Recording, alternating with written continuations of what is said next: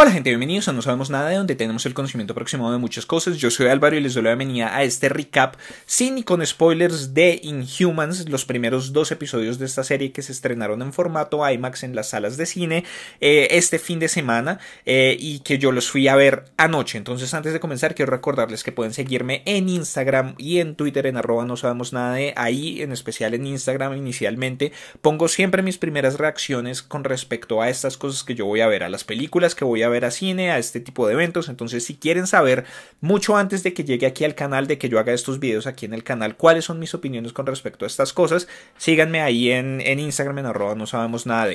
Entonces, este video lo vamos a dividir en dos partes. Una parte donde voy a dar mis impresiones generales, en donde voy a hablar como de los problemas más grandes que existen en estos primeros dos episodios de Inhumans y por los que la crítica le ha estado dando tanto palo, pero también voy a hablar de ciertas cosas que me parecieron positivas y en general como mi opinión en general sobre estos primeros dos episodios comparándolos con otras series que he visto de superhéroes a lo largo de todos estos años que han pasado desde que comenzaron las series de superhéroes y que yo he visto muchísimas. Y después vamos a hablar ya específicamente de cosas que sucedieron en estos primeros dos episodios que son spoilers, pero no se preocupen, yo voy a decir exactamente desde cuándo vamos a comenzar con spoilers y vamos a hacer ese resumen del capítulo para aterrizar un poco más los conceptos que voy a dar inicialmente. Entonces, digamos que sí. Claramente esta serie tiene muchas fallas, o estos primeros dos episodios tienen muchas fallas que van de un rango que yo clasifico como entendibles hasta absolutamente imperdonables. O sea, y digamos que es un poco complicado encontrar las cosas que son positivas inicialmente, aunque para mí el balance es más positivo que negativo. Es muy extraño porque en este video vamos a discutir, o sea, miren todo lo que tengo aquí, es una lista bastante larga de cosas que están muy mal con la serie en este rango que les acabo de poner, pero por alguna razón el balance para mí es positivo. Es una serie que a mí me deja con la inquietud de ver más. Las cosas positivas que veo ahí me parece que tienen un potencial muy interesante. Digamos que lo vi en una sala que estaba moderadamente llena, o sea, había por lo menos unas 30 personas, diría yo, y la actitud que yo logré reunir de esas personas o que yo logré percibir cuando se acabó la serie es que la gran mayoría están interesadas en continuar la serie. Muchos se preguntaban, o sea, muchos creo que fueron a ciegas simplemente pensando que esta iba a ser otra película de Marvel. Entonces, cuando se termina esto y dice el resto de la serie viene desde tal día de septiembre, la gente dijo como, ¿qué? Esto no era una película, esto es una serie. ¿Cómo así? ¿Dónde va a estar la serie? ¿Dónde puedo ver el resto? ¿Dónde puedo ver este tipo de cosas? Hubo otras personas que sí salieron un poco decepcionadas y digamos que sobre todo con la calidad de ciertas cosas. Hubo un señor que estaba diciéndole como a sus hijos, yo no sé ustedes para qué me traen a ver estas cosas de bajo presupuesto, y digamos que no lo culpo tampoco porque sí hay momentos de hecho todo el capítulo, todos los dos capítulos se tienen como ese, no sé, ese hedor del bajo presupuesto en ciertos momentos. Pero en general me parece que es una serie que al público en general puede gustarle, es una serie que al público en general puede interesarle de una manera u otra y que digamos, creo que de ahí vamos a hablar también de la situación actual de la crítica, ¿no? Y es por qué la crítica le está dando tanto palo, y es que esta es crítica especializada. Muchas de estas personas que están dando estas críticas con respecto a Inhumans son personas que conocen Inhumans por toda la trayectoria de cómics que tiene y son fans acérrimos de Inhumans. O por otro lado son personas que están pretendiendo conocer Inhumans, que igual también tenemos que desde hace un tiempo la internet está llena de ese tipo de personas que simplemente hablan por hablar, y digamos que ya les dejo a ustedes el criterio de elegir quién es quién y de a quién creerle, y no les estoy diciendo que me crean a mí tampoco. Si ustedes me quieren creer, perfecto, si mis argumentos logran convencerlos de una manera u otra, perfecto, pero no sé, digamos que me parece que la crítica le está dando demasiado duro, y ahí es donde yo hablo, por ejemplo, de otras series de superhéroes. Digamos que creo que estamos un poco mal acostumbrados. En este momento, actualmente, hay muchas series de superhéroes en circulación. Tenemos todo el Arrowverse que está compuesto por Arrow, por Flash, por Supergirl, por Legends of Tomorrow. Tenemos también al mismo tiempo Marvel's Agents of S.H.I.E.L.D. Tenemos Daredevil, Jessica Jones, Luke Cage, Iron Fist, Defenders. O sea, simplemente ahí ya van 10 series contadas. También tenemos por ahí Lucifer, tuvimos en algún momento Constantine, tuvimos Preacher, tenemos iZombie, que también es una serie basada en cómics que les recomiendo bastante. iZombie es una serie muy divertida.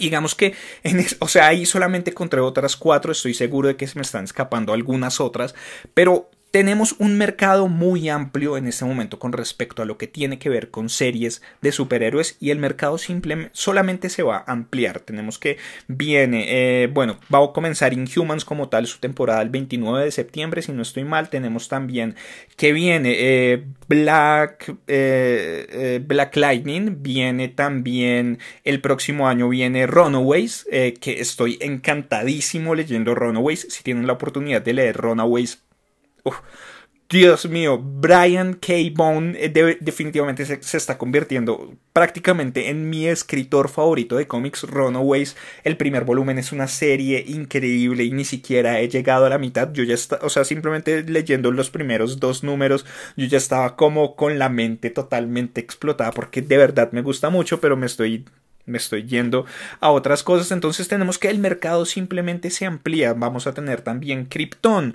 y no sé, bueno, viene Punisher, ahí nombré solamente una de las cuantas. Entonces digamos que creo que a esta serie específicamente en Humans, si no estuviéramos en el momento actual en el que estamos con todo este mercado de series de superhéroes basadas en cómics, creo que si estuviera estado al mismo tiempo que por ejemplo un Smallville, le estaría yendo excesivamente bien. La gente estaría diciendo que esto es una maravilla. Entonces creo que también es víctima un poco de la época, es víctima un poco del mercado y digamos que es víctima de muchas cosas. Inhumans, como saben, es un proyecto que ha tenido muchos altibajos. Comenzó como un proyecto para cine dentro del universo cinemático de películas de Marvel.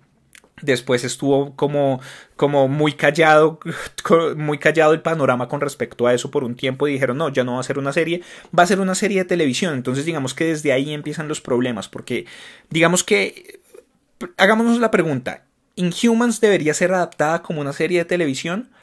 Probablemente no, pero tiene un potencial como buena serie de televisión. Entonces la segunda pregunta ahí viene, ¿Inhumans debería ser adaptada para un servicio de streaming, para un servicio como HBO o para un servicio de un network, de un canal de una network?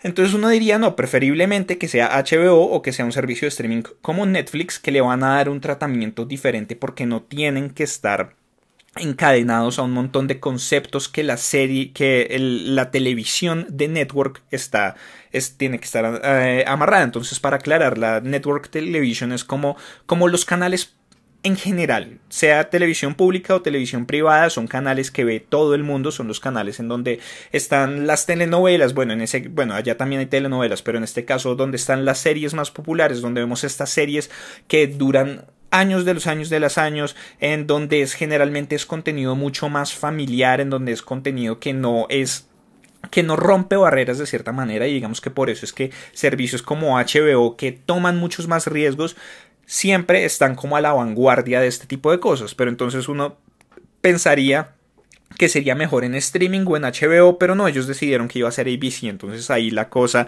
va emproblemándose aún más. Entonces la tercera pregunta, ¿necesita un alto presupuesto o un bajo presupuesto? Claramente necesita un alto presupuesto, pero no, le dieron un bajo presupuesto o un presupuesto muy limitado para lo que necesita ser Inhumans. Entonces digamos que se van problemando y todas las posibilidades, de todas las posibilidades que existen, se toman es las más negativas para llevar a este producto que es Inhumans en este momento del tiempo actual 2017. Pero entonces, dije que iba a hacer una comparación. Digamos que sí, tiene muchas fallas y ya vamos a hablar de ellas, ya vamos a adentrar un poco en lo que son las fallas de Inhumans, pero me parece a mí que más allá de sus fallas, estos primeros 2 episodios, en comparación con otras series que ya hemos visto, con otras series que son exitosas actualmente, no son tan malos. Digamos que si yo comparo este episodio de Inhumans con la primera mitad de la primera temporada de Flash, me quedo con este episodio de Inhumans, porque hubo muchos momentos en los que yo casi que desistí de ver Flash en su primera temporada durante su primera mitad, porque no me gustaban los personajes, no me gustaba la situación, no me gustaban muchas cosas. Después de que comienza la segunda mitad, es que comienza uno a involucrarse mucho más con los personajes y empieza uno y en este momento Flash es una de mis series favoritas. Digamos que en este momento, por ejemplo, si me dicen estos primeros dos episodios de Inhumans, no me acuerdo exactamente cuál fue, creo que fue como la cuarta o quinta temporada de Arrow, me quedo con esos episodios de Inhumans porque Arrow hubo un momento en el que se fue totalmente en picada. Inhumans versus Smallville. Smallville fue en su época una de las series que todo el mundo veía y que todo el mundo estaba muy emocionado, todos los fans de Superman, todos los fans de cómics, todos los fans de muchas cosas, porque era prácticamente la única serie que estaba en circulación en ese momento con ese tipo de temáticas. Pero si nosotros lo vemos, si Smallville estuviera actualmente en circulación, si Smallville estuviera en producción en este momento, creo que muchas cosas de Smallville les estaría yendo peor que a lo que le está yendo en este momento a Inhumans. Entonces, creo que es un montón de circunstancias que se están uniendo para que en este momento la crítica le esté dando tanto palo a Inhumans. Pero de nuevo, para mí el balance es positivo. Más allá de todas las fallas, me parece que es un comienzo que tiene mucho más potencial que muchas otras series que hemos visto y que en este momento siguen en circulación. Y lo enfatizo.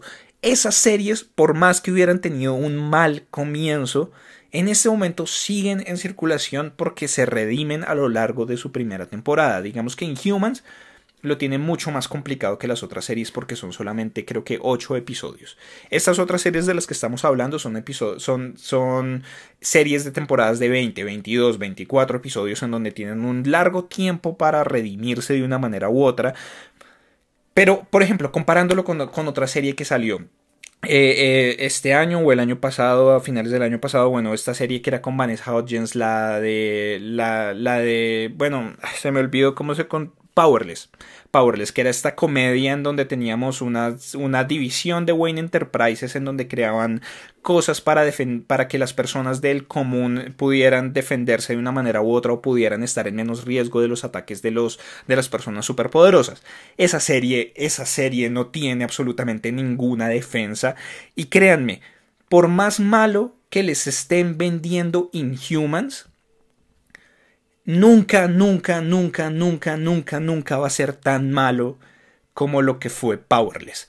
Digamos que si Inhumans, o sea, si tenemos esta escala, Inhumans está acá, Powerless está, o sea, al otro lado del mundo, porque Powerless era una gran porquería y aún así vi gente de la crítica que le estaba dando menos duro que lo que le están dando a Inhumans. Entonces, no sé, creo que es un montón de cosas. Vamos a hablar en general, primero de las fallas de la serie.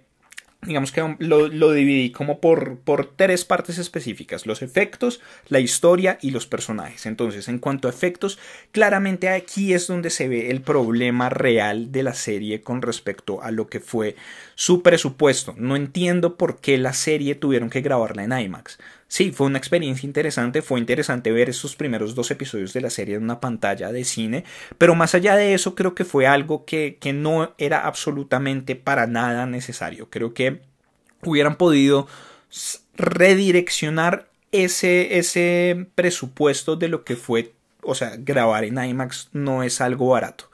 Grabar en IMAX es muy costoso y grabar 2 episodios completos en IMAX, eso debió haber sido costosísimo, les debió haber drenado muchísimo el presupuesto total y hubieran podido quitarlo, hubieran podido grabarlo con unas cámaras muy buenas para un formato de cine, pero no necesariamente IMAX, y todo ese presupuesto hubieran podido redireccionarlo a lo que eran los efectos visuales.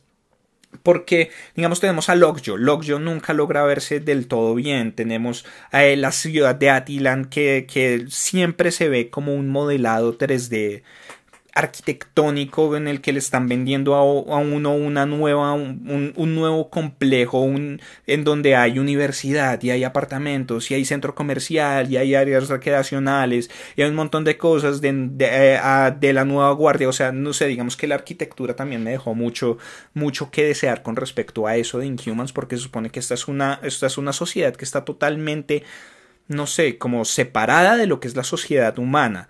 Entonces, no sé, el desarrollo arquitectónico no me pareció lo suficientemente satisfactorio de una manera u otra, porque además ellos vienen de toda una tradición, de una cultura diferente, ¿no? En donde, no sé, el Palacio Real, todas estas instalaciones que deberían ser majestuosas, no lo son. O sea, parece más un museo de arte moderno de una manera u otra que que un palacio o una ciudad alienígena. Entonces, no sé, digamos que también los efectos con lo que tiene que ver con las tomas panorámicas de la serie dejan mucho que desear. Obviamente Medusa en donde tenemos que el pelo de ella no funciona la mayoría del tiempo. Cuando no está moviéndose se nota muchísimo que era una peluca, y cuando está moviéndose no funciona del todo. Entonces tenemos que toman la decisión, que esto es ligero spoiler, pero ya lo discutimos porque lo muestran en uno de los trailers, de cortarle el pelo a Medusa. Entonces la dejan prácticamente calva, y digamos que es una decisión que es muy apresurada y que se nota muchísimo que es por puro presupuesto. Se nota que no es porque realmente el relato de la necesidad de que Medusa esté calva, aunque en cierta manera sí lo da, pero es un giro que hubieran podido guardarse si hubieran redireccionado el presupuesto de manera adecuada. Habría podido ser un giro muy interesante para un final de temporada, como ver a Medusa en toda su gloria peleando durante esta temporada, verla con su pelo, ver manejar su pelo de una manera majestuosa y encariñarse uno con el personaje de Medusa con pelo, para que después le corten el pelo y uno diga como jue madre, le cortaron el pelo, ahora sí las cosas se pusieron buenas. Pero no, eso no pasa. Pasa en el primer capítulo, a la mitad del primer capítulo, o hacia la finalización del primer capítulo. No sé por qué la función no la dividen como capítulo 1 capítulo 2, sino que lo muestran todo como una película que dura como 1 hora y 40 más o menos. Entonces no sé exactamente cuándo fue la división de los capítulos, pero digamos que pasa hacia la mitad de esta primera película, por decirlo de alguna manera, y uno todavía no ha tenido el tiempo para involucrarse con el personaje, para sentir el dolor de Medusa. Y otro problema son las pezuñas de Gorgon, que no sé si son efecto, no sé, ese efecto no se ve del todo bien. El actor se ve demasiado torpe como para una criatura que ha estado conviviendo gran parte de su vida con esas pezuñas. El movimiento se ve demasiado extraño, todo este tipo de cosas. Entonces no sé, digamos que desde la parte visual ahí es donde yo digo, digamos que lo de Attilan y toda esta parte de la ciudad y todas estas cosas es entendible, está en este lado de la escala, pero lo que tiene que ver con Medusa, lo que tiene que ver con Gorgon, eso se va más hacia el lado de lo imperdonable realmente. Entonces, tenemos el gran problema para mí, y es la historia. Entonces tenemos que no es una historia clara, y es aquí donde yo hablo de Scott Buck. Scott Buck es un tipo que yo no entiendo cómo le siguen dando trabajo, y que yo dudo que le sigan dando trabajo, o espero que no le sigan dando trabajo, aunque eso es una cosa muy mala que decir, pero espero que esta sea una lección grandísima para este tipo y para las personas que lo contratan, y que lo obliguen a él a mejorar su trabajo, porque es que ya hemos visto varios ejemplos. Vimos Iron Fist, la primera temporada de Iron Fist fue un total desastre, y aún así, volviendo a mi punto, prefiero estos 2 episodios de Inhumans a la temporada de Iron Fist.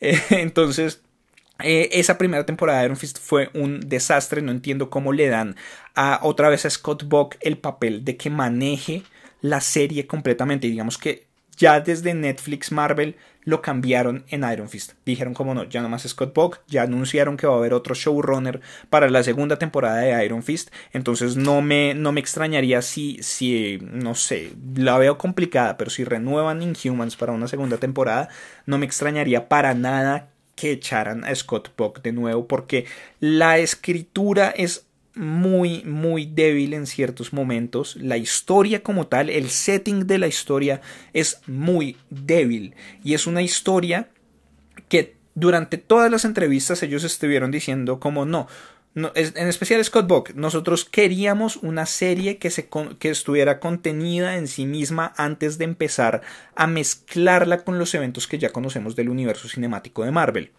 Entonces vemos que aquí hay una conexión clara con Marvel's Agents of S.H.I.E.L.D. porque ahí fue donde se nos introdujo a nosotros el concepto de los Inhumans a través del T-Regent Mist. Bueno, todas estas cosas que se vieron en Marvel's Agents of S.H.I.E.L.D. pero que hay que entender o sea, que hay que haber visto Marvel's Agents of S.H.I.E.L.D. para entender. Aquí no nos vuelven a presentar lo que es el lore de los Inhumans.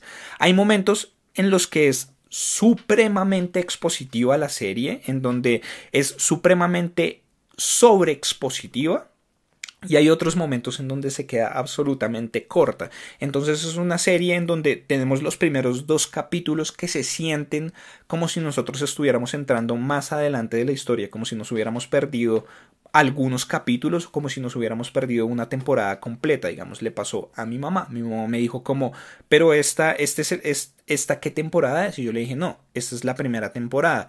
Y me dijo como, bueno, chévere, vamos a volver a comenzar. Pero eso me dio a entender a mí que a ella, y he leído este comentario muchas veces dentro de todas estas críticas, es que no queda claro cuál es la historia de los Inhumanos. Scott Buck no lo deja claro y le pide al espectador que haga tarea. Eso no se puede hacer. Más allá de que esto sea una adaptación, más allá de lo que sea, uno no le puede pedir al espectador que haga tarea y uno no puede esperar que el espectador llegue con la tarea hecha. Uno no puede esperar que el espectador haya visto 3 temporadas de Marvel's Agents of S.H.I.E.L.D. que de hecho prefiero estos 2 episodios de Inhumans a gran parte de la primera temporada de Marvel's Agents of S.H.I.E.L.D. y algunas cosas de la segunda temporada, y ya lo he dicho varias veces, para mí Marvel's Agents of S.H.I.E.L.D. empieza a mejorar desde la tercera temporada en adelante. Pero no se puede esperar que la gente que vaya a venir a ver Inhumans haya visto todo eso que sucedió en Marvel's Agents of S.H.I.E.L.D. para entender cómo fue que se crearon los Inhumanos, cómo fue que surgieron los Inhumanos en el tiempo actual en el que estamos y cuál es la persecución que se está dando hacia los Inhumanos en este mundo en el que vivimos, en este universo cinemático de la televisión de Marvel. Y tampoco se le puede pedir a la gente que haya leído 30, 40 años de cómics para entender los Inhumanos. Entonces la serie no es lo suficientemente clara con la historia de qué son los Inhumanos, ¿no? Por otro lado, tenemos que tampoco es claro con los antecedentes de los personajes de una manera específica, y digamos que muchas series nos van dando, a medida que va pasando la temporada o a medida que van pasando las diferentes temporadas, flashbacks para que entendamos motivaciones de ciertos personajes, pero a uno siempre le tiene que quedar claro desde el primer momento quiénes son los buenos, por qué son los buenos, cuáles son los malos y por qué son los malos, para que después los giros de la trama o los giros que pueda dar y que un malo o el que uno creía que era malo resulta que era bueno, y el que resulta que era bueno era malo. Bueno, como que todas estas cosas sean mucho más poderosas. Pero aquí tenemos una situación en donde tenemos a los que nos presentan como los héroes, los que deberían ser los héroes, pero por muchas razones se sienten como si fueran los villanos, y al que nos presentan como el villano, por muchas razones se siente como si fuera el héroe de la serie. Entonces tenemos que nos presentan esta sociedad de Attilan, de los Inhumanos, en donde tenemos la familia real, que está compuesta por Black Bolt, por Medusa, por Crystal, por Gorgon, por Karnak, por Maximus, bueno, por Lockjaw claramente, el perrito, y por Tritón, si no estoy mal, pero esta familia real se supone que son nuestros héroes, pero nos lo presentan de una manera tan mala que uno simplemente ve las injusticias que están sucediendo en este tipo de sociedad. No nos dan la razón por la que nuestros gobernantes, que son Black Bolt y Medusa, son buenos gobernantes. Simplemente nos ponen que ellos son los gobernantes por fuerza del azar, y que por este rito por el que tienen que pasar todas las personas de Attilan para descubrir cuáles son sus poderes inhumanos, para activar sus genes inhumanos, solamente por suerte de que ellos tuvieron unos poderes buenos, ahora por alguna razón llegaron a ser el rey y la reina, pero no nos dicen exactamente cuáles son los beneficios que ellos le han traído a esta sociedad y por qué son buenos gobernantes, sino que simplemente quieren que uno asuma que ellos son buenos gobernantes. Entonces el momento en el que existe la traición, en el que existe el golpe de estado, no es efectivo porque uno no sabe exactamente cuál va a ser la diferencia. De hecho, lo que les presentan a uno es que probablemente esta sociedad va a estar mucho mejor si está gobernada por Maximus, por las cosas que suceden a lo largo del capítulo. Entonces digamos que desde ese sentido eso es absolutamente imperdonable. Eso está en la parte más baja de toda la escala. Y digamos que luego entramos en la tercera parte de esto, que es como los personajes. Entonces ahí nos encontramos con otro grupo de problemáticas, pero aquí me parece que son las que están más entendibles de una manera u otra. Entonces tenemos que en general no hay ninguna actuación que se destaque. Digamos que el que me parece a mí que hace un mejor trabajo en todo el reparto es Iwan Rheon, que viene de Game of Thrones. Él era Ramsay Bolton en Game of Thrones y aquí es Maximus, y me parece que a nivel dramático y a nivel de actuación, él es el que más nos da, el que más cosas nos proporciona en esta serie. Los otros tienen buenos momentos, tienen momentos muy malos en general, pero digamos que, bueno, hablando de Iwan Rheon, sí, es el mejor. Entonces vamos a hablar de Anson Mount como Black Bolt. Digamos que Anson Mount es de estos personajes, o no sé, o sea, como que Black Bolt es de estos personajes y las actuaciones de él es donde más mixto estoy, es donde no sé exactamente para dónde irme, porque se nota que hay un gran trabajo detrás de Black Bolt. Y digamos que ese es otro punto que yo quiero discutir con respecto a la crítica de este momento, y es que me parece que no digo que no se pueda, pero es muy sencillo criticar sin conocimiento de causa. Es muy sencillo criticar una producción sin haber nunca en la vida haber estado involucrado en una producción. Es muy sencillo criticar a un director sin nunca antes haber dirigido, es muy sencillo criticar a un actor sin nunca antes haber actuado, y es muy sencillo criticar muchas cosas sin nunca haber hecho nada de eso. Entonces me parece que muchas personas están poniéndose en un nivel demasiado alto, como yo soy el crítico, tengo mucho poder, miren lo que está sucediendo con Rotten Tomatoes, miren lo que está sucediendo con un montón de cosas, como no sé, no sé, son demasiado engreídos, diría yo.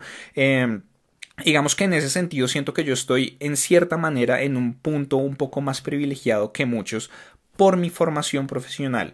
Yo estudié artes visuales, yo dirigí no me acuerdo, fueron 4. Yo dirigí 4 cortometrajes en la universidad. Tuve la oportunidad de escribir, tuve la oportunidad de dirigir actores, tuve la oportunidad de dirigir estos cortos, tuve la oportunidad de estar en el proceso de edición. O sea, yo tuve la oportunidad de estar en contacto directo con todas estas etapas que están en una producción audiovisual. Entonces, digamos que para mí las críticas que yo doy siempre están dadas desde el respeto, desde entender que mis cortos no son exactamente los mejores cortos, pero todas las personas que trabajamos ahí trabajamos con todo el corazón y con todo el esfuerzo por lograr una buena producción. Y es lo que yo espero y es lo que yo asumo de todas estas personas que trabajan aquí. En casos muy contados, yo digo como se nota que esta persona trabajó simplemente por ganarse el dinero. Pero la mayoría de veces yo les puedo asegurar que el 98% de las veces las personas que trabajan en una producción audiovisual trabajan para lograr el mejor resultado. Hay muchas cosas que pueden salir mal en una producción audiovisual y me parece que de hecho por las películas buenas nosotros damos por contado o damos por sentado que es muy fácil hacer una película buena cuando no. O sea, las películas buenas son contadas si vemos en realidad el total de la producción audiovisual que se da en un año. Entonces, no sé, digamos que aquí vuelvo un poco a esto, y es que detrás de Black Bolt se nota un gran trabajo de Anson Mount. Y Black Bolt me parece a mí que es el personaje más complicado en toda la serie, porque es un personaje que no habla. es un personaje que no puede producir ningún sonido. Entonces digamos que hay ciertas cosas que no funcionan bien. Aquí tenemos que Black Bolt se comunica por medio de un lenguaje de señas, pero es un lenguaje de señas que solamente entiende Medusa y es un lenguaje de señas que no es exactamente el más congruente de todos, pero hay momentos en donde la serie misma se despega de ese hecho de que nadie lo puede entender y de una manera muy extraña la gente lo entiende cuando uno no entiende por qué lo están entendiendo. O sea, ligero spoiler, pero hay un momento en el que él está hablando con Maximus y Maximus le está reclamando por algo y Black Bolt simplemente se acerca, le pone la mano en el pecho y Maximus le dice como sí, yo confío en mi rey. Y es como ¿cómo le entendió? Simplemente le puso la mano en el pecho, no tiene poderes telepáticos, no tiene poderes de nada. ¿Cómo demonios le entendió todo eso? Hay otro momento en donde también hay algo con Medusa, también un ligero spoiler, pero es inevitable, en donde están discutiendo por algo, están hablando de algo y Black Bolt simplemente le pone las manos a los lados de los hombros y la mira y ella, sí, yo también te amo. Es como, ¿cómo demonios entendió ¿cómo demonios entendió que le estaba diciendo que la amaba? O sea, como que las señas no son lo suficientemente trabajadas de una manera u otra, pero ahí es donde entro y hablamos de un detrás de cámaras, hablamos de algo que está sucediendo detrás y es que los productores le dijeron a él que utilizara 12, 13 señas y Anson Mount se tomó tan en serio su trabajo para hacer Black Bolt que hizo un documento de 50 páginas explicando cuál iba a ser el sistema de señas que él quería utilizar. Él miró el lenguaje de señas que se utiliza en Norteamérica y dijo: Black Bolt es un personaje que nunca ha estado en contacto con los humanos. Él está en otro lugar, él está en otra sociedad. Mi lenguaje de señas no va a tener nada en común con el lenguaje de señas que utilizan los sordos y los sordomudos en la Tierra. Entonces creó un montón de su propio lenguaje, creó sus propias señas para Black Bolt, tratando de lograr una coherencia. Él no es un lingüista, o sea, me parece que ahí está un poco la falla, pero no se puede negar que hay un gran trabajo detrás de esto. Y Black Bolt vuelvo al punto, Black Bolt es muy difícil. Entonces veo momentos en los que Anson Mount prácticamente se ve obligado por las circunstancias a sobreactuar, a recurrir a una sobreactuación en su expresión facial para tratar de dar a entender qué es lo que está sucediendo dentro de la psique de Black Bolt, que quiere transmitir. Y es una cosa que es muy difícil por la naturaleza del personaje. Entonces digamos que para mí es bastante entendible que haya fallas con esto de Anson Mount, porque me parece que el trabajo de él es realmente el más complicado en toda la serie en cuanto a actuación y en cuanto a los personajes. Entonces sí, hay muchos momentos en los que movimientos de cejas, abría de los ojos, no sé, como muchas expresiones que uno dice como eso es un poco caricaturesco, eso es un poco demasiado exagerado, eso no encaja mucho con lo que las personas están interpretando que dice Black Bolt. Pero entiendo muchísimo la dificultad de Anson Mount y hay momentos en los que logra cosas muy buenas. Entonces creo que tiene un gran potencial ahí. Continuamos con Serinda Swan como Medusa. La actuación de Serinda Swan en la gran mayoría de la serie ni me va ni me viene, pero vi ciertos momentos en los que de verdad vi muchísimo potencial y logré involucrarme más allá de que no sabía nada del personaje, más allá de que no me habían presentado prácticamente nada del personaje, logré involucrarme con ella y es la ira de Medusa. O sea, a Serinda Swan se le da muy bien la actuación de la ira. Se siente muchísimo, se sienten todas las emociones contenidas detrás del personaje de Medusa, porque es que es un personaje que tiene un esposo que es mudo, un esposo que además es rey, un esposo que solo ella entiende, un esposo que ella tiene que traducirle al resto de la sociedad.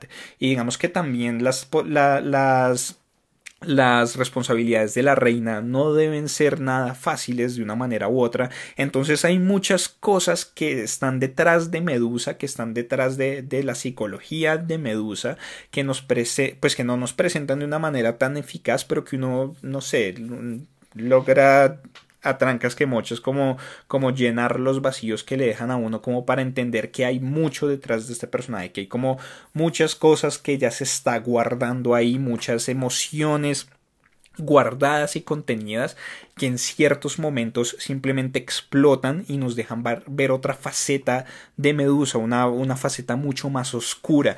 Y créanme, los momentos de ira de Medusa en estos primeros 2 episodios son como de las partes más positivas para mí de todo, todo, de toda la duración de esta hora y 40 que duraron. Hay momentos muy muy chéveres cuando hablamos de la ira de Medusa. Entonces creo que por ahí hay una cosa bien interesante que se puede desarrollar con respecto a ella a lo largo de la serie, y también se logra transmitir muy bien el amor que ella siente por Black Bolt. Continuamos con Ken Leung como Karnak. Karnak es un personaje que es complicado. Le dan muy buenos momentos en la serie, pero también le dan otros momentos que degradan muchísimo, muchísimo al personaje. Pero es un personaje que me parece muy interesante. Él es un estratega. No les voy a hablar en este momento de la naturaleza de sus poderes porque sería arruinarlo un poco, pero él es un estratega, pero al mismo tiempo es un pesimista, es un gran pesimista, y es un personaje súper, o sea, como con unas concepciones de la vida súper oscuras que logran generar momentos de humor muy chéveres dentro de lo que son estos primeros 2 capítulos, pero que al mismo tiempo también pueden volverse un poco, no sé, un poco molestos en ciertos casos, y es un personaje que se le nota la lealtad hacia su rey y como hacia esta organización, pero en últimas vuelve, o sea, es víctima también de la mala escritura de la serie, y es víctima de la sobreexplicación de la serie en cierta manera, porque tenemos muchos momentos en los que los personajes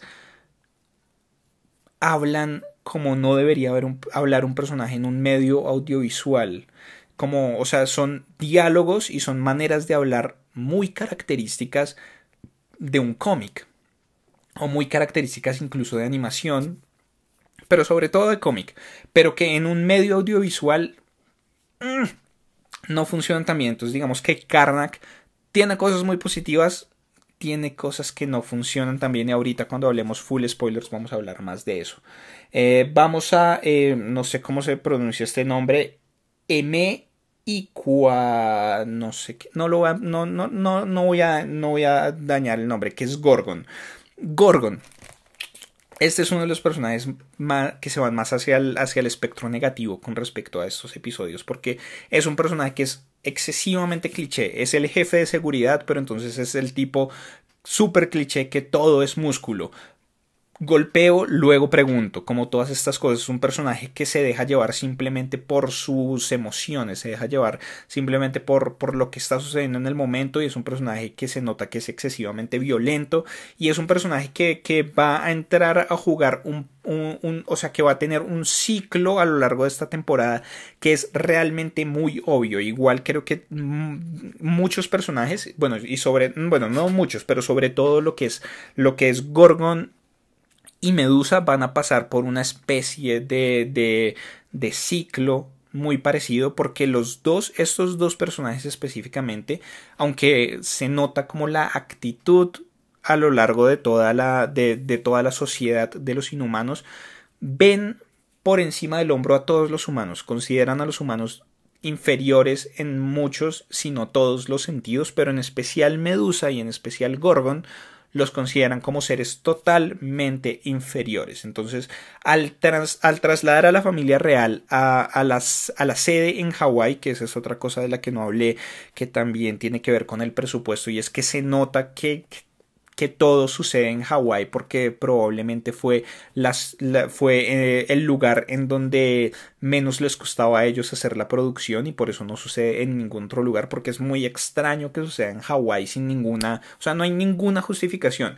Digamos que podríamos decir que tampoco no hay ninguna no justificación para que las cosas no sucedan en Hawái, pero ciertamente es un poco extraño que sucedan en Hawái y no sucedan en ningún otro lado. Y pues eso se debe claramente al presupuesto.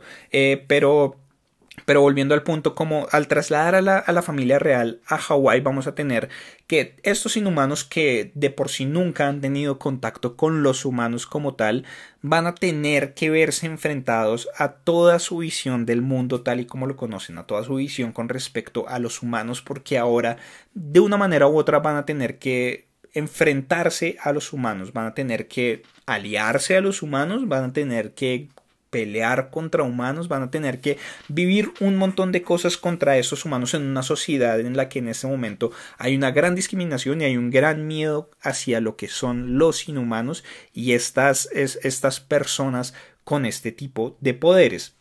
Entonces digamos que el personaje me parece que es cliché, me parece que es el comedic relief de la serie y no es tan gracioso, la verdad. Entonces digamos que ese es de los personajes que para mí están dentro del lado más bajo del espectro. Pero dentro del lado imperdonable está Isabel Cornish como Crystal. O sea, yo les dije, mis críticas van desde un respeto hacia el trabajo de las personas, ¿no? Van hacia un respeto por el esfuerzo que ponen las personas, pero hay momentos en los que estas críticas simplemente tienen que ser honestas y a mí Isabel Cornish me parece una muy mala actriz. A lo largo de todo el capítulo, Crystal es como el personaje con el que uno menos se involucra, es el personaje, o sea, la actuación de ella no es fuerte, la actuación de ella no es muy buena y digamos que para mal, más para mal que para bien, el personaje de Crystal es el que más está involucrado con lo que tiene que ver efectos visuales. Ella es la dueña de Lockjaw, o pues así nos lo hacen entender aquí. Entonces ella tiene siempre las interacciones con Lockjaw, pero Isabel Cornish no es una actriz que esté preparada para dar las actuaciones que son necesarias cuando uno está hablando de una criatura creada totalmente con efectos visuales. Entonces las interacciones no son naturales, las interacciones son extrañísimas, como si no le hubieran puesto ni siquiera a ella un modelo enfrente para que ella tuviera como una especie de referencia volumétrica de lo que iba a ser Lockjaw, sino que ella está mirando como por acá, pero los ojos del perro están acá. Ese tipo de cosas. Es un personaje que es un personaje que es como medio bobita, no sé, es que no me gusta tanto hablar de todas esas cosas negativas así en esos términos, pero hay un momento en el que hay una conversación entre ella y Maximus le dice como, tú eres joven. Sí, es joven. ¿Eres bonita? Sí, es bonita. ¿Eres inteligente? Y uno, ¿qué? Maximus le está diciendo, no entiendo por qué Maximus le está diciendo que es inteligente si ella no nos ha demostrado media señal de inteligencia en todo lo que va del capítulo. Entonces creo que es un personaje que la va a tener muy complicada para redimirse en lo que queda de la temporada. Y de ahí en adelante el trabajo con los extras también es malísimo. El trabajo, o sea, ahí sí es totalmente imperdonable y ahí sí es, o sea, ahí sí no puedo ponerle yo ninguna cobija para taparlo. Yo no puedo meter eso debajo de la alfombra porque el trabajo con los extras es malísimo. O sea, simplemente hay momentos en los que ellos simplemente tienen que mirar para arriba y aplaudir y no lo logran hacer de una manera convincente. Hay momentos en los que pueden hablar a unos extras y uno no entiende por qué están hablando esos extras, porque eligieron al extra que peor actúa de todos para hablar. Entonces, no sé, digamos que hay momentos que realmente son muy duros de ver aquí, pero en general, no sé, en general si ven, creo que hay muchas cosas que tienen potencial aquí de funcionar y no sé, este review realmente se ha ido mucho más largo de lo que yo pensé que iba a ir, Y digamos que hasta aquí vamos a ir sin spoilers. Voy a tratar de comprimir pues igual creo que ya expuestos a estos puntos va a ser mucho más fácil hablar ahora más comprimido de lo que es los spoilers del capítulo y el resumen del capítulo y cómo aterrizar un poco todo esto.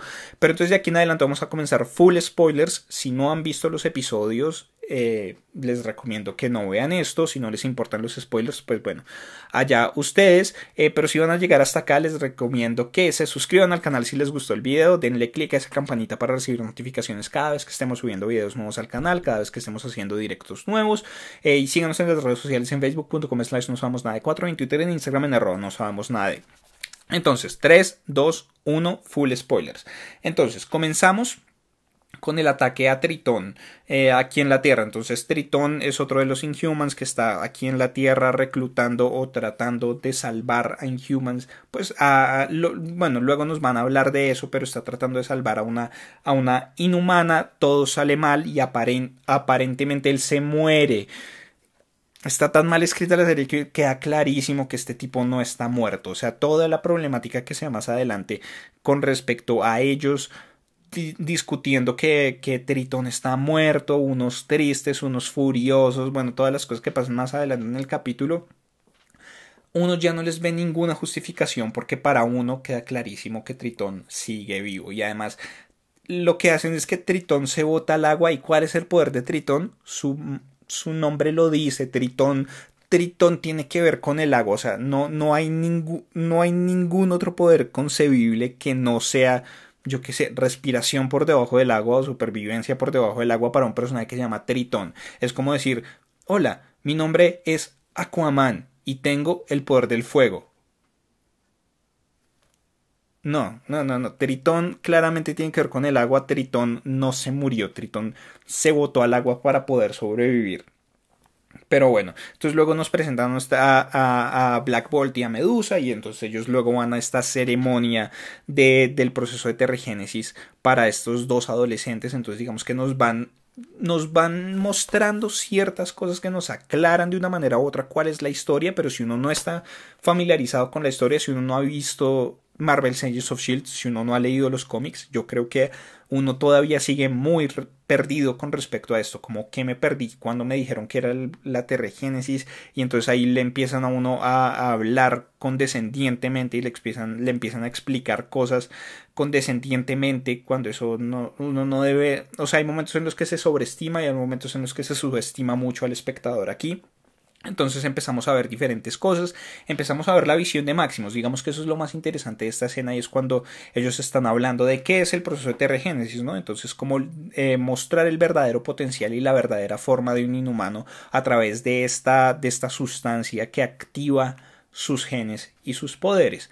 Pero entonces ahí vemos a Maximus, que Maximus ya nos han introducido más o menos el concepto de que él perdió sus genes de inhumano por este proceso de terragénesis, pero él dice como no, eso simplemente es al azar, esto no, este es un rito, un rito anticuado, un rito obsoleto, un rito injusto, porque no hay ningún sentido a la transformación, o sea, no hay ningún propósito real.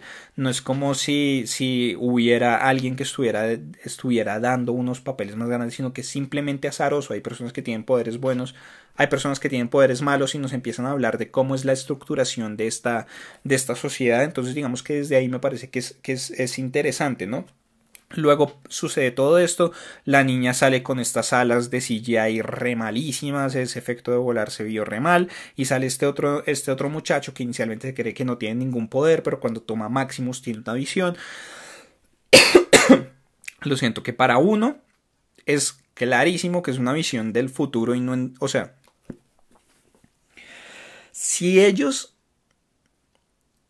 viven en una sociedad en donde todos tienen poderes, en donde tienen a unas señoras que están transmitiendo en directo y que pueden como hackear en los sistemas de la NASA de la Tierra para ver qué es lo que está viendo el explorador lunar y todas estas cosas, y que les pueden mostrar cualquier momento. Tienen a otra señora que puede proyectar cosas y no se le, o sea, deben existir miles de personas con miles de diferentes poderes. Alguno de ellos debe tener algún poder que tenga que ver con visiones, y no entiendo cómo a ninguno se le ocurre que esta visión es importante. A ninguno se le ocurre, como a uno como espectador que es ajeno a toda esta cultura, que no vive en esto, cómo es que a ellos no les queda claro que esta es una visión del futuro. Entonces ahí es ese tipo de cosas en que se le caiga a uno como la coherencia en general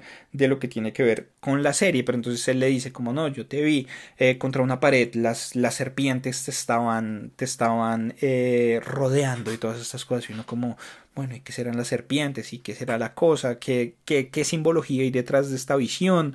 Pero luego uno se da cuenta de que realmente es una visión mucho más literal y mucho más, no sé, una visión de algo que va a pasar de verdad. Digamos que ahí también hay otro problema, y es que ya hemos visto este tipo de cosas. Y no es la primera vez que lo vemos. En Marvel's Agents of S.H.I.E.L.D. tuvimos un personaje que veía el futuro. De hecho, hemos tenido como 3 personajes que ven el futuro de una manera u otra en Marvel's Agents of S.H.I.E.L.D. Entonces es como volvemos a recurrir a lugares comunes, volvemos a recurrir a clichés, a personajes que simplemente están ahí para hacer avanzar la trama, pero que no están ahí por una necesidad diferente, por una necesidad de innovar. Entonces, y bueno, luego Maximus nos empiezan lo que yo hablaba de que los héroes son los villanos y los villanos son los héroes, nos empiezan a mostrar toda esta injusticia que hay. Entonces vemos como toda esta instalación que es la casa de la casta baja, o sea, simplemente desde ahí a uno ya le empieza como el escozor, ¿no? El hecho de que haya una casta baja y que los llamen la casta baja. Es como no es suficiente decirles que son clase baja, sino que son la casta baja. Ustedes son una parte de la raza inferior. Entonces uno empieza a ver y Maximus da este discurso en donde les dice cómo todo esto está sucediendo porque vivimos como vivimos, porque vivimos bajo este gobierno, porque vivimos bajo estas tradiciones. Si nosotros nos fuéramos a la Tierra, tendríamos un montón de un montón de terreno para explorar, todos podríamos ser iguales. Entonces uno entiende por qué la gente está del lado de Maximus, uno entiende que, y más allá de eso, más allá de que la gente esté del lado de Maximus, uno empieza a ponerse en cierta manera del lado de Maximus porque uno entiende que realmente los argumentos de él son válidos, que los argumentos de él no son cualquier argumento, no es un villano cualquiera que piense que esté haciendo lo correcto cuando no está haciendo lo correcto. De hecho hay muchas cosas muy correctas con respecto a lo que está haciendo, a los cambios que quiere instaurar Maximus. Pero entonces ahí lo vamos viendo como él se está ganando al pueblo poco a poco. Entonces luego vemos que se enteran de que Tritón estaba en la Tierra, todas estas cosas, y nos revelan la misión de Tritón. Entonces nos hablan, ahí empezamos la jornada de traducción de los símbolos de Black Bolt, en donde le explica a ellos que Tritón está en una misión secreta para rescatar inhumanos, que después de que se propagó por las fuentes hídricas, el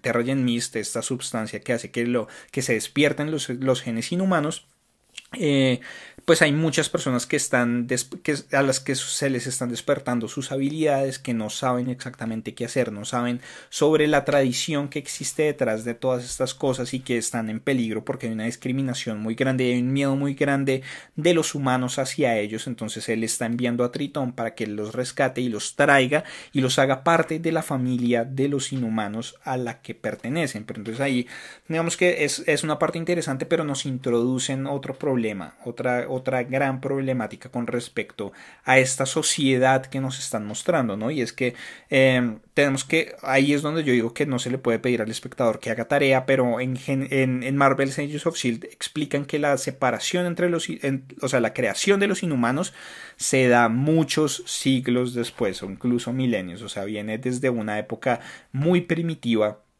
de la humanidad en donde se crearon estos inhumanos, y aquí no nos lo explican en la serie, que sacaron a muchos de los inhumanos, los pusieron en esta sociedad aislada para ver exactamente cómo se desarrollaban ellos con todas estas cosas del Terragen, bueno, como con sus poderes, cómo se iban a diferenciar claramente de los humanos, y hubo unos que se quedaron aquí y por eso es que muchas personas no saben que son inhumanas, porque está escondido en sus genes.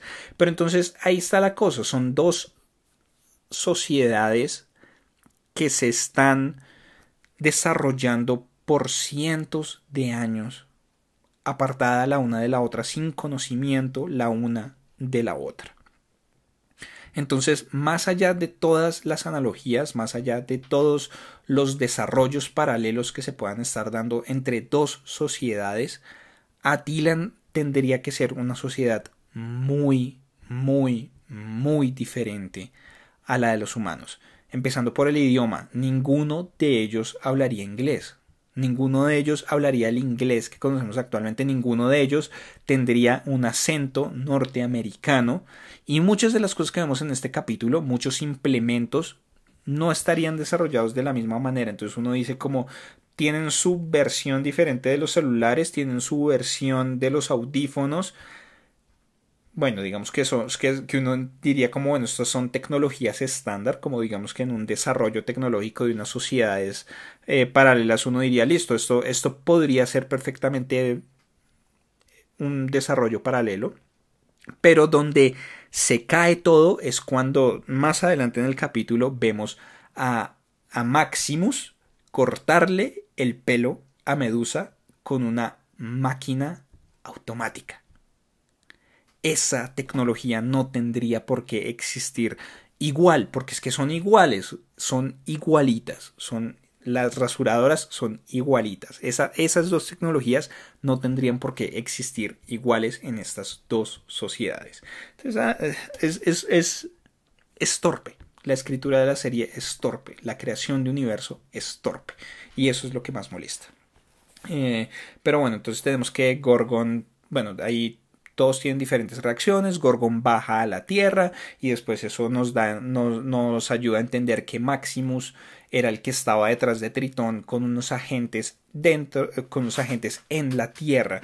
Entonces, pero Gorgon actuando como el cliché que debe ser. Entonces, después Black Bolt se va a meditar y tenemos este encuentro entre Medusa y Maximus que me parece que es de lo más interesante que sucede en el capítulo por las reacciones de Serinda Swan como Medusa, ¿no? Todo esto que yo hablaba de la ira detrás, y nos dan a entender que hay una historia que ellos comparten, pero no sabemos cuál es la historia, simplemente, y ahí es donde son como súper explicativos. Entonces, como cuando nosotros dos estábamos muy juntos, cuando nosotros dos éramos mejores amigos, y es como, esto no me lo tendrían que haber explicado así, esto me lo habrían tenido que explicar de una manera mucho más efectiva para que uno entienda por qué Maximus le está diciendo esto, por qué Maximus le está diciendo cómo estarías mucho mejor conmigo, por qué Maximus le está diciendo que debes arrepentirte del momento en el que decidiste hablar con mi hermano, bueno, como todas estas cosas, ¿no? Y ahí es donde yo digo que falta mucho sobre la presentación de los personajes y por qué estos personajes son buenos, porque nuestros buenos personajes son buenos, porque no nos explican nada de eso, no nos explican estas relaciones. También hay un momento en el que vemos cómo Black Bolt mató a sus padres sin querer, pero cómo llegó Black Bolt de matar a sus padres a Rey sin hablar. ¿Cuáles fueron todas esas cosas tan buenas que hizo para llegar a ser rey y para que en los años o en el tiempo que lleva de ser rey no lo hubieran bajado ya del poder? Entonces la serie tiene muchos huecos. Entonces comienza el golpe de estado, luego tenemos esta parte muy interesante que es la batalla de Karnak, ¿no? La batalla de Karnak con estos guardias, y es que llegan a decirle a él como no, pues te podemos matar o te puedes rendir, y ahí es donde hay una parte interesante y es la elección, ¿no? Entonces vemos cómo funciona el poder de Karnak, y es que él ve las posibilidades, él ve cómo pueden suceder ciertas cosas y de ahí él puede repetir entonces cosas, puede saber qué es lo que va a salir mal y cómo hacer que eso no salga mal. Pero entonces o sea, esa escena es muy interesante porque lo matan, entonces él dice como no, eso no funcionó, entonces vamos a repetir desde este momento, y repite y logra salir victorioso. Y después, cuando llega a la Tierra, se cae y se da severo tramacazo cuando se cae de un risco y todas estas cosas. Y mucha gente está criticando cómo pudo sobrevivir en la batalla porque no pudo repetir el momento de la caída. Y digamos que ahí es donde, o sea, esa crítica a mí específicamente me parece que es de esos puntos en los que la gente ya simplemente está buscando algo que criticarle a la serie. A mí me parece que hay que pensar, o sea, antes de dar este tipo de críticas hay que pensar un poco más allá en cómo puede ser el funcionamiento de los poderes de un personaje como Karnak. Entonces, no creo que sea un poder activo todo el tiempo. No creo que sea un pasivo, por decirlo de alguna manera.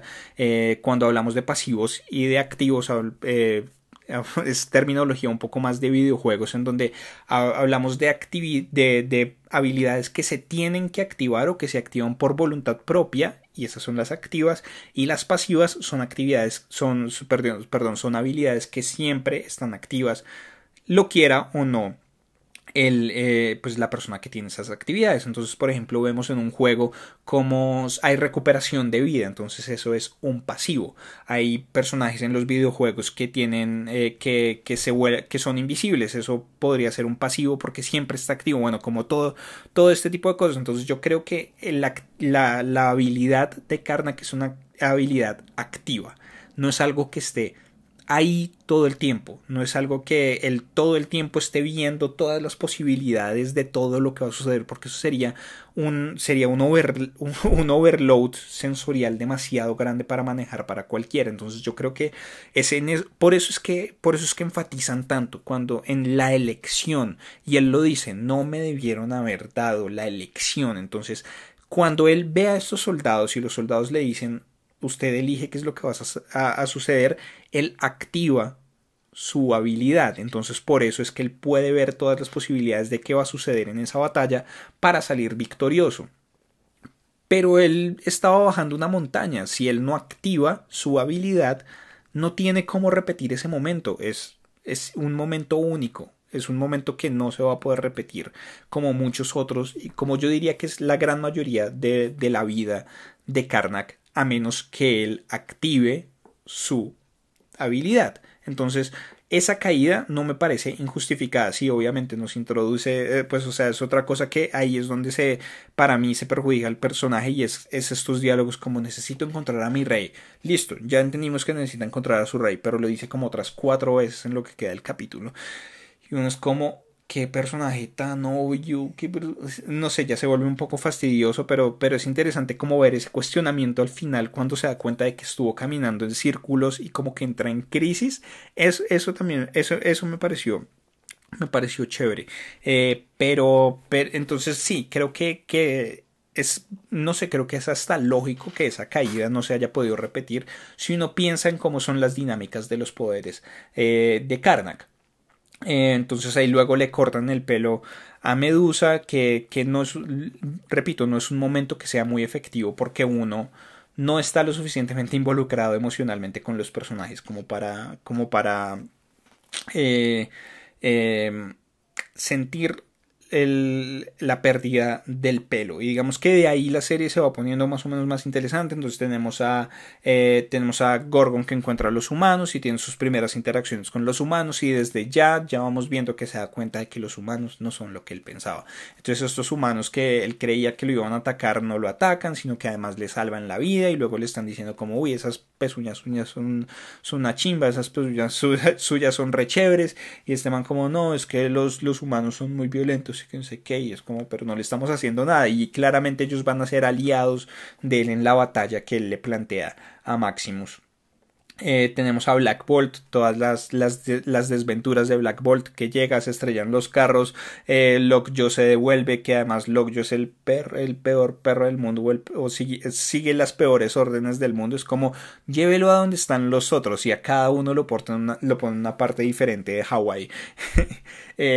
Entonces por eso es que están separados nuestros personajes, y entonces luego va y se roba la ropa y bueno, y termina en la cárcel, y en la estación de policía hay un momento muy interesante que pues a mí ese momento me pareció gracioso, me parece que fue muy efectivo cuando él se quita las esposas y como que les dice como hey, no voy a hacer nada. Sí, hay un momento de como alguna sobreactuación, sobre todo en sus ojos, ¿no? Como él sorprendido por lo que está pasando, pero tratando al mismo tiempo de conciliar sin poder hablar, bueno, como todas estas cosas, y los policías que todos le apuntan, pero luego bajan todas las armas cuando dice como no, él está cooperando, uno de los policías. Digamos que en general es una escena que me pareció efectiva, aunque también tiene todas estas fallas.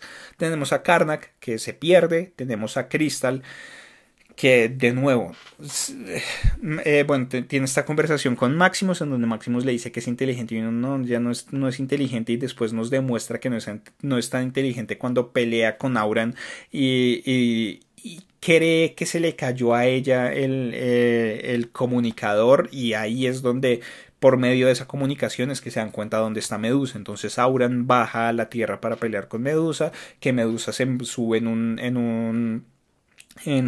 un bus turístico y llega como a alguna parte de Hawái y bueno, entonces ahí tenemos la pelea. El otro momento muy interesante del capítulo y es cuando ellos están peleando y que uno dice ya, esta vieja rompió a Medusa, esta vieja venció a Medusa y Medusa saca la navaja que logró robarse y la apuñala, y esa furia me pareció muy chévere, y es como cuando la apuñala y la apuñala y la apuñala y la apuñala y dice como yo soy la reina, la furia en las palabras, yo soy la reina de los inhumanos, a mí nadie me dice qué hacer, y la deja botada.